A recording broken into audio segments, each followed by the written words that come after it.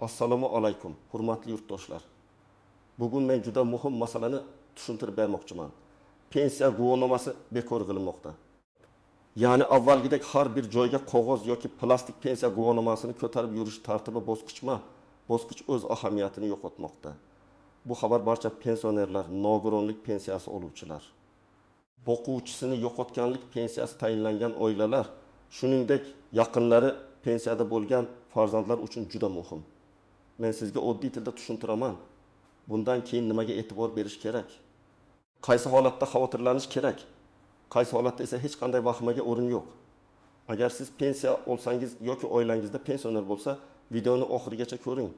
Chunki bitta hujjatni noto'g'ri tushunish, vaqtida tekshirmaslik yoki eski tartibga ishonib yurish ayrim holatlarda imtiyozlardan foydalanishda, to'lovlarni aniqlashtirishda yoki davlat xizmatlaridan foydalanishda muammo tug'dirishi mumkin. Kanalga hoziroq obuna bo'ling. Videoga like bosing. Chunki men bu yerda pensionerlar uchun eng kerakli yangiliklarni sodda va amaliy qilib tushuntirib boraman. Avval qanday edi? Ko'pchilik pensionerlar pensiyaga chiqqandan keyin pensiya guvohnomasi olardi. Bu guvohnoma odamning pensioner ekanini tasdiqlovchi asosiy hujjat sifatida ishlatilardi. Masalan, avtobusda, ayrim imtiyozli xizmatlarda, sanatoriyaga yo'llanma olishda, kommunal yoki boshqa tashkilotlarga murojaat qilganda. Ayrim joylarda pensiya guvohnomangiz bormi deb so'rashardi. Pensioner esa cho'ntagidan guvohnomani chiqarib ko'rsatardi va shu orqali o'z maqomini tasdiqlardi. Endi esa davlat xizmatlari raqamlashtirilgani sari ma'lumotlar elektron bazalarda yuritilmoqda. Ya'ni odamning pensioner ekani, qaysi turdagi pensiya olishi, pensiya tayinlangan sanasi, to'lov holati, miqdori va boshqa zarur ma'lumotlar tegishli idoralarning axborot tizimida ko'rinadi. Shuning uchun ko'plab holatlarda alohida pensiya guvohnomasini talab qilishning hojati qolmayapti. Tashkilotlar ma'lumotni elektron tartibda tekshirish kerak bo'ladi. Bu yerda eng muhim nuqtani aytaman. Pensiya guvohnomasi bekor qilinmoqda degani pensiya bekor qilinadi degani emas. Bu ikki narsa mutlaqo boshqa tushuncha. Pensiya guvohnomasi bu faqat tasdiqlovchi hujjat. Pensiyaning o'zi esa qonun asosida tayinlangan oylik to'lov. Agar sizga pensiya tayinlangan bo'lsa, u guvohnoma bor yo'qligiga qarab emas, qonuniy asoslar va elektron ma'lumotlar asosida to'lanadi. Ko'pchilikning birinchi qo'rquvi shunday bo'ladi. Guvohnoma bekor bo'lsa, men pensioner ekanimni qanday isbotlayman? Men bu savolga aniq javob beraman. Endi isbotlashning asosiy yo'li elektron ma'lumotlar, shaxsni tasdiqlovchi hujjat, ya'ni pasport yoki ID karta va zarur hollarda pensiya jamg'armasidan olinadigan ma'lumotnoma orqali bo'ladi. Demak, sizning asosiy e'tiboringiz eski guvohnomani asrashdan ko'ra ma'lumotlaringiz bazada to'g'ri aks etganini tekshirishga qaratilishi kerak. O'zgargan narsa shuki, pensioner maqomini tasdiqlash tobora ko'proq elektron shaklga o'tmoqda. Masalan, ilgari biror tashkilot pensionerdan guvohnoma nusxasini so'rashi mumkin edi. Endi esa u tashkilot qonuniy asos bo'lsa, tegishli axborot tizimlari orqali yoki davlat xizmatlari orqali pensioner maqomini tekshirishi mumkin. Bu odamlarni ortiqcha qog'ozbozlikdan ozod qilish uchun qilinmoqda. O'zgarmagan narsa shuki, pensiya tayinlash tartibi, pensiya miqdorini hisoblash, ish staji, ish haqi ma'lumotlari, yoshga doir pensiya, nogironlik pensiyasi, boquvchisini yo'qotganlik pensiyasi kabi asosiy masalalar alohida qoidalar asosida yuritiladi. Guvohnomaning shakli o'zgargani sizning ish stajingizni kamaytirmaydi. Pensiya turini o'zgartirib yubormaydi. To'lovni avtomatik to'xtatmaydi. Masalan, 65 yoshli otaxon 2 million 1 ming so'm pensiya olayotgan bo'lsa, uning qo'lida eski pensiya guvohnomasi bor yoki yo'qligi pensiya miqdorini o'zgartirmaydi. Agar uning pensiyasi qonuniy tayinlangan bo'lsa va bank kartasiga yoki naqd pul shaklida to'lanayotgan bo'lsa, to'lov davom etadi. Ammo u biror imtiyozdan foydalanmoqchi bo'lsa, masalan, sanatoriy yo'llanmasi, ijtimoiy yordam, dorixona yoki transportdagi imtiyoz kabi holatlarda tashkilot undan ma'lumotni elektron tasdiqlashni yoki tegishli ma'lumotnomani talab qilishi mumkin. Yana bir misol, 28 yoshli ayol nogironlik pensiyasi oladi. Ilgari u pensiya guvohnomasini ko'rsatib ayrim xizmatlardan foydalangan. Endi ayrim tashkilotlar biz guvohnomani emas, bazadagi ma'lumotni ko'ramiz deyishi mumkin. Bu holat ayolning huquqi yo'qoldi degani emas, aksincha. Tizim uning ma'lumotini elektron tarzda ko'rishi kerak. Lekin agar bazada xatolik bo'lsa, masalan, familiya eski nikohdagi familiya bilan qolib ketgan bo'lsa yoki pasport seriyasi yangilanmagan bo'lsa, muammo paydo bo'lishi mumkin. Shuning uchun men har bir pensionerga ma'lumotlarni tekshirtirishni maslahat beraman. Eng avvalo hujjatlarda nomuvofiqlik bo'lganlar ehtiyot bo'lishi kerak. Masalan, pasportda familiya Karimova deb yozilgan, pensiya hujjatlarida esa eski familiya Tursunova bo'lib qolgan.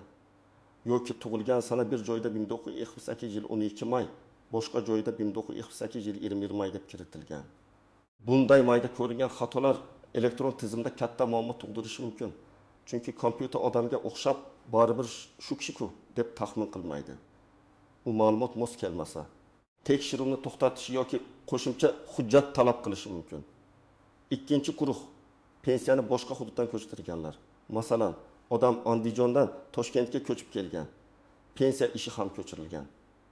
Agar ko'chirish jarayonida ma'lumotlar to'liq yangilanmagan bo'lsa, yangi hududdagi tashkilotlarda pensioner maqomini tasdiqlashda savollar tug'ilishi mumkin. Bunday holatda mening eski guvohnomam bor edi deb yurish yetarli bo'lmasligi mumkin. To'g'ri yo'l pensiya jamg'armasining hududiy bo'limiga murojaat qilib, ma'lumotlar to'liq ko'chganini tekshirtirish. Uchinchi guruh bank kartasini almashtirgan yoki pasportini ID kartaga almashtirgan pensionerlar. Ba'zan odam yangi hujjat oladi, lekin barcha idoralardagi ma'lumotlar bir vaqtda yangilanmaydi. Natijada bankda boshqa ma'lumot, pensiya bazasida boshqa ma'lumot, davlat xizmatlarida yana boshqa ma'lumot ko'rinishi mumkin. Bu pensiya yo'qoladi degani emas, lekin to'lov kechikishi karta bilan bog'liq muammo yoki imtiyozdan foydalanishda ortiqcha qatnovga sabab bo'lishi mumkin. To'rtinchi guruh nogironlik pensiyasi yoki nafaqa oluvchilar. Chunki bu yerda faqat pensionerlik maqomi emas, nogironlik guruhi, amal qilish muddati, tibbiy ijtimoiy ekspertiza ma'lumotlari ham muhim. Agar nogironlik muddati qayta ko'rikdan o'tishni talab qilsa, hujjatlarni vaqtida yangilamaslik to'lov yoki imtiyozlarga ta'sir qilishi mumkin.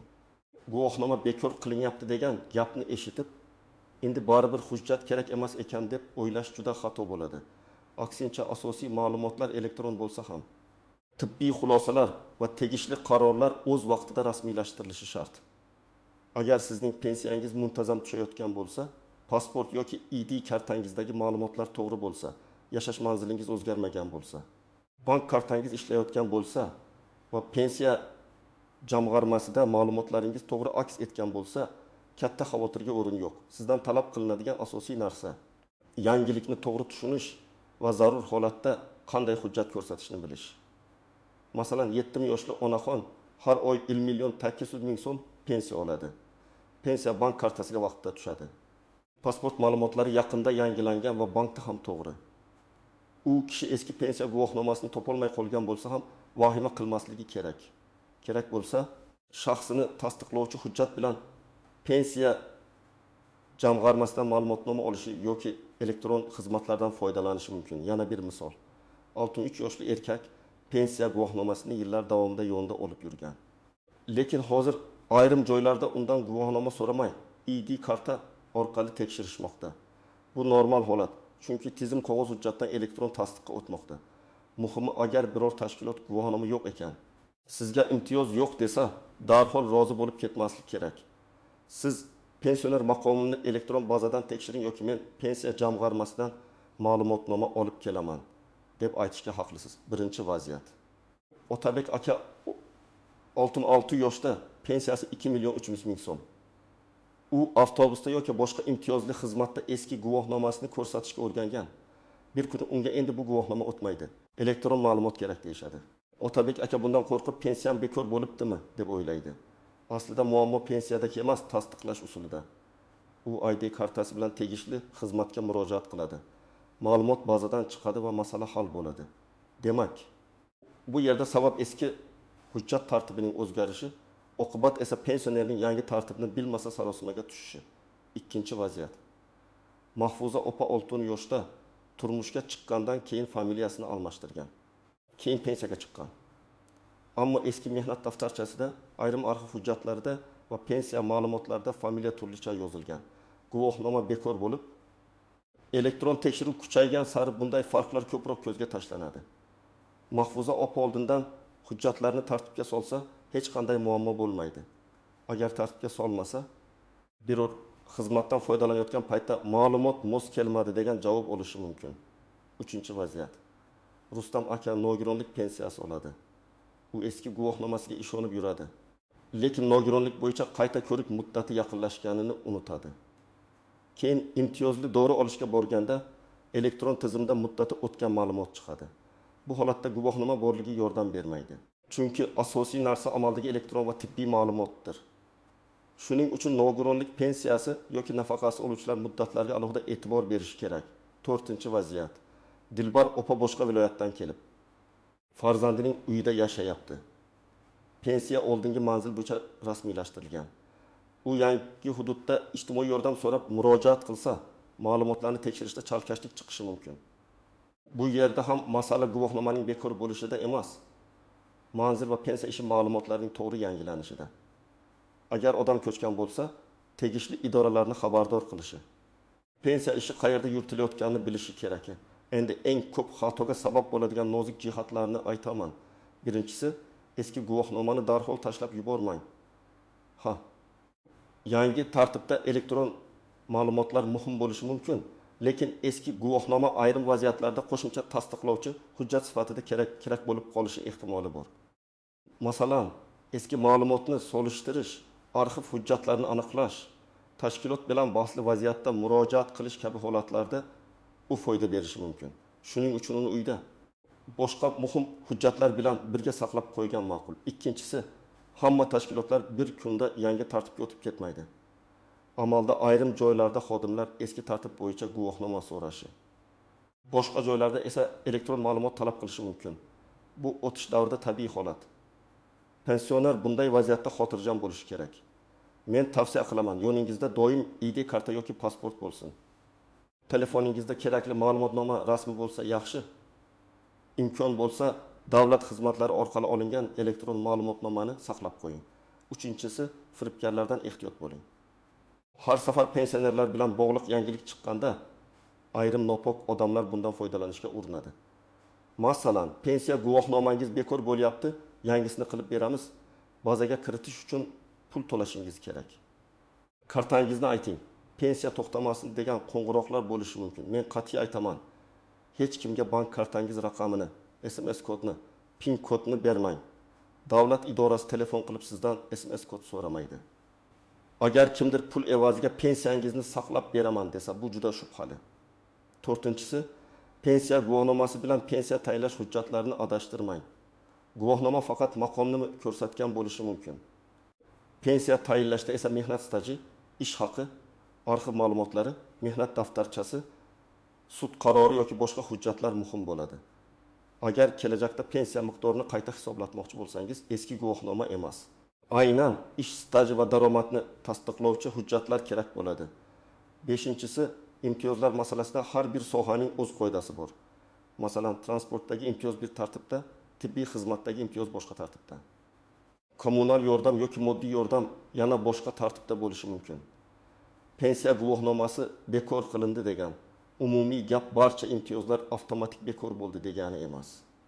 Har bir imtiyoz uchun qaysi hujjat yoki elektron tasdiq kerakligini alohida aniqlash lozim. Endi eng kerakli qismiga o'tamiz. Siz hozir nima qilishingiz kerak? Birinchi qadam, hujjatlaringizni tekshiring. Pasport yoki ID kartangizdagi familiya, ism, otasining ismi, tug'ilgan sana, JSSR raqami to'g'ri ekanini ko'ring. Keyin pensiya bilan bog'liq hujjatlardagi ma'lumotlar bilan solishtiring. Agar farq bo'lsa, keyin hal qilaman demang. Hozirdanoq aniqlashtiring. Ikkinchi qadam, pensiya jamg'armasining hududiy bo'limiga murojaat qiling yoki davlat xizmatlari orqali ma'lumotlaringizni tekshirish imkonini ko'ring. Murojaat qilganda shunday mazmunda savol bering. Mening pensiya oluvchi sifatidagi ma'lumotlarim elektron bazada to'g'ri aks etganmi? Pasport ma'lumotlarim yangilanganmi? Pensiya turi va to'lov holati to'g'rimi? Bu savollar oddiy tuyuladi, lekin juda muhim. 3-qadam, kerak bo'lsa pensiya oluvchi ekaningiz haqida ma'lumotnoma oling. Bu ma'lumotnoma ayrim tashkilotlarga taqdim etish uchun kerak bo'lishi mumkin. Unda odatda sizning pensioner ekaningiz, pensiya turi tayinlanganligi yoki to'lov bilan bog'liq asosiy ma'lumotlar aks etadi. Agar elektron ma'lumotnoma berilsa, uni telefoningizga saqlab qo'ying. Lekin asl manbadan olinganiga ishonch hosil qiling. 4-qadam, eski guvohnomani va eski hujjatlarni tartibli saqlang. Mehnat daftarchasi, arxiv ma'lumotlari, pensiya tayinlash bo'yicha eski qarorlar. Nogironlik bo'yicha xulosalar, pasport nusxalari, nikoh yoki familiya o'zgarishi haqidagi hujjatlar alohida papkada tursin. Ko'p odamlar muammo chiqqanda hujjat qidirib sarson bo'ladi. Men tavsiya qilaman. Uydagi bir papkani faqat pensiya hujjatlari uchun ajrating. 5-qadam. Agar sizning ota-onangiz yoki buyingiz bobongiz pensiyada bo'lsa, ularga yordam bering. Keksalar har doim ham elektron tizimni tushunavermaydi. Ularning telefoniga kelgan shubhali qo'ng'iroqlarni tekshirib bering. Bank kartasi kodlarini hech kimga bermaslikni tushuntiring. Hujjatlarni birga ko'rib chiqing. Bu masalada farzandlar va nabiralarning yordami juda katta ahamiyatga ega. 6-qadam. Biror tashkilot sizdan asossiz ravishda eski guvohnomani talab qilsa yoki guvohnoma yo'qligi sababli xizmat ko'rsatmasa, og'zaki tortishib qolmang. Xotirjam tarzda yozma javob so'rang. Iltimos, menga qaysi me'yoriy hujjat asosida rad etilayotganimni yozma ravishda bering deb ayting. Ko'p holatda aynan shu gapdan keyin masala jiddiy ko'rib chiqiladi. Chunki yozma rad javobi berish uchun tashkilot o'z harakatini qonunga asoslab berishi kerak bo'ladi. 7-qadam, agar pensiya to'lovi kechiksa, darhol sababini aniqlang. Buning sababi guvohnoma bekor qilinishi emas, bank kartasi muddati tugaganligi, rekvizitlar o'zgargani, ma'lumotlar mos kelmagani, texnik kechikish yoki boshqa sabab bo'lishi mumkin. Bankka ham, pensiya jamg'armasiga ham murojaat qilib, muammo qayerda ekanini aniqlang. Faqat qo'shnining gapi yoki ijtimoiy tarmoqdagi mish-mishga ishonib qaror qilmang. Agar siz pensiya jamg'armasiga yoki davlat xizmatlari markaziga murojaat qilmoqchi bo'lsangiz, arizada fikringiz aniq bo'lsin. Masalan, men falonchi pensiya oluvchi sifatidagi ma'lumotlarim elektron bazada to'g'ri aks etganini tekshirib berishingizni so'rayman. Pasport ma'lumotlarim yangilanganligi, pensiya turi, pensiya tayinlangan sana va to'lov holati bo'yicha ma'lumot berishingizni so'rayman deb yozish mumkin. Agar familiya yoki tug'ilgan sana bo'yicha farq bo'lsa, arizada buni ham aniq ko'rsating. Hujjatlarimda familiyam turlicha aks etgani sababli ma'lumotlarni solishtirib, zarur tuzatish kiritish tartibini tushuntirib berishingizni so'rayman. Bunday aniq murojaat xodimga ham masalani tezroq tushunishga yordam beradi. Agar tashkilot sizning pensioner maqomingizni tan olmasa, unda murojaatda shunday yozish mumkin. Men pensiya oluvchi ekanimga qaramay, falon tashkilotda menga guvohnoma yo'qligi sababli xizmat ko'rsatilmadi. Mazkur holat bo'yicha pensioner maqomini tasdiqlovchi ma'lumotnoma berishingizni hamda elektron tasdiqdan foydalanish tartibini tushuntirishingizni so'rayman. Muhimi, murojaatda hissiyot emas, fakt bo'lsin. Qachon, qayerda, kim, nima dedi? Siz nimani so'rayapsiz? Birinchi savol. Eski pensiya guvohnomam endi umuman kerak bo'lmaydimi? Men aytaman, kundalik tasdiqlashda uning ahamiyati kamayishi mumkin, lekin uni tashlab yubormang. U sizning eski hujjatlaringizning bir qismi sifatida saqlansin. Ikkinchi savol. Guvohnoma bekor bo'lsa, pensiyam to'xtab qoladimi? Yo'q. Pensiya guvohnomaga qarab emas, tayinlangan pensiya huquqiga qarab to'lanadi. Ammo ma'lumotlarda xatolik bo'lsa, to'lov yoki xizmatlardan foydalanishda muammo chiqishi mumkin. Uchinchi savol. Har joyga ID karta olib yurishim kerakmi? Amalda shaxsni tasdiqlash uchun pasport yoki ID karta eng muhim hujjat bo'lib qoladi. Shuning uchun muhim ishga borganda uni albatta olib yuring. 4-savol. Elektron ma'lumotni o'zim ko'ra olmasam nima qilaman? Bunday holatda davlat xizmatlari markaziga, pensiya jamg'armasi bo'limiga yoki ishonchli yaqinlaringiz yordamiga murojaat qiling. Lekin begona odamlarga shaxsiy ma'lumotlaringizni va bank kodlaringizni bermang. 5-savol. Men qishloqda yashayman, internetdan foydalanmayman. Nima qilaman? Siz uchun eng to'g'ri yo'l tuman pensiya jamg'armasi bo'limiga yoki davlat xizmatlari markaziga borish. Yo'ningizda pasport yoki ID karta, eski pensiya hujjatlari, bank kartasi ma'lumotlari, zarur bo'lsa mehnat daftarchasi nusxasi bo'lsin. Xodimdan ma'lumotlaringizni tekshirib berishni so'rang. Hurmatli tomoshabinlar, asosiy fikr shuki, pensiya guvohnomasi bekor qilinishi yoki uning o'rnini elektron tasdiq egallashi pensiyaning o'zi bekor bo'ladi degani emas. Bu avvalo qog'ozbozlikni kamaytirish, ma'lumotlarni elektron tarzda tasdiqlash va xizmatlarni tezlashtirishga qaratilgan jarayon. Lekin har qanday o'tish davrida hujjatlardagi xatolar eski ma'lumotlar. Bank kartasi yoki pasportdagi nomuvofiqliklar muammo tug'dirishi mumkin. Men sizga ekspert sifatida shuni maslahat beraman. Vahimaga tushmang, lekin beparvo ham bo'lmang. Hujjatlaringizni tekshiring. Ma'lumotlaringizni aniqlashtiring. Eski guvohnomani saqlang. Shubhali qo'ng'iroqlarga ishonmang va kerak bo'lsa yozma murojaat qiling. Ayniqsa ota-onangiz, bobo-buyingiz pensiyada bo'lsa, ularga bu ma'lumotni tushuntiring. Chunki ko'p muammolar bilmaslikdan, kechikishdan yoki noto'g'ri odamga ishonishdan kelib chiqadi. Sizning hududingizda pensiya guvohnomasi bo'yicha qanday holatlar bo'lyapti? Sizdan hali ham eski guvohnoma so'rashdimi yoki elektron ma'lumot orqali tekshirishyaptimi? Izohlarda albatta yozib qoldiring. Boshqalar ham sizning tajribangizdan foydalansin. Video foydali bo'lgan bo'lsa, like bosing. Kanalga obuna bo'ling va yaqinlaringizga yuboring. Men esa pensionerlar, nafaqa oluvchilar va ularning oilalari uchun eng muhim yangiliklarni tushunarli qilib yetkazishda davom etaman.